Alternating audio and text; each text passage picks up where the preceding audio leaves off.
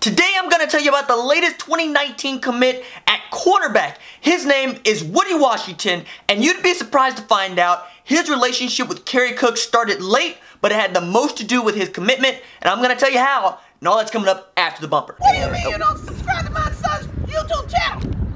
Mama, no! Just snap the damn ball, RJ. What's up, kid folk? It's RJ Young. I am not on a step mill. Consider hitting the like and subscribe button because I upload a video every single day. It's always OU related, college football related, sports related. We have a good time. So Woodi Washington announced his commitment to Oklahoma on Friday, July 6th, giving Kerry Cooks his second commitment in 3 days. Nobody's had a better 3 days than Kerry Cooks. First with Darian Green-Warren, who I'd made a previous video about, and now with the #1 recruit in the state of Tennessee, Woodi Washington. Washington is the #6 overall recruit at cornerback position according to the Rivals.com rankings, and he is a flat-out cover corner. In the way that some corners are ball hawks and they jump routes a la Zach Sanchez, Woodi Washington is the kind of guy who will just stick to his principles, saying, I'm going to lock up the wide receiver, I'm going to stay with him step for step, and because of his speed and his size, he can do those things. At 5'11", he is an enormous cornerback. And as you can see from his film, he knows how to play football. He knows how to get his head around, he knows how to get his hands in between the ball and the receiver, and more often than not, he will come down with the rock and not just the pass breakup. When I talked with Woodi Washington, he mentioned, yeah,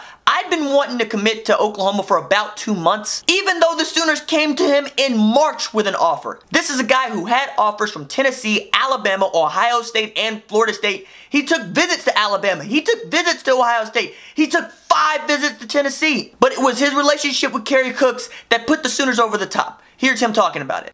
How he talks to me. He's like one of the only coaches that texts me every week, calls me every week, or just asks me, can I call him, things like that. That's what's up. So he was really good about keeping in contact with you. Yes, sir. Okay. I mean, you don't have to name names, but how often would you hear from other coaches? Probably like every 2 weeks, every 3 weeks maybe. Right. Well, were you seriously considering, like your home state, Tennessee Vols, Alabama, any of those other schools? Yes, sir. Okay. Did you take visits? Yes, sir. I took the visit to, I actually took like 5 to Tennessee this year. And then I went to Bama like maybe 3 weeks ago. I went to Ohio State probably about 3 weeks ago as well. And Florida State. Right. And nothing there impressed you? No, sir. Was it so were you not looking for facilities? Were you not looking for like where you were going to fit on the depth chart? What was it that you were looking for when you went to Alabama, Tennessee, Ohio State? Just how hard the coaches coach me. At Alabama, they coach you hard, but it's more like you don't really have fun playing for Alabama. It's more like a business approach to everything. It's kind of like the NFL already. You don't really have fun doing what you love. Yeah. And when you went to your visit, 5 visits to Tennessee is a lot. Yeah.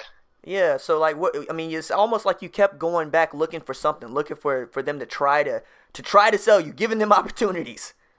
Yes, sir. So how did they keep coming up short for you? You can hear how Tennessee missed out on a guy who took 5 visits to them on the Woosah podcast, where the full interview with Woodi Washington is uploaded. It's free on Apple Podcast. Follow it on SoundCloud. I enjoy making them, and I enjoyed Woodi Washington. All right, that's it for me. Deuces.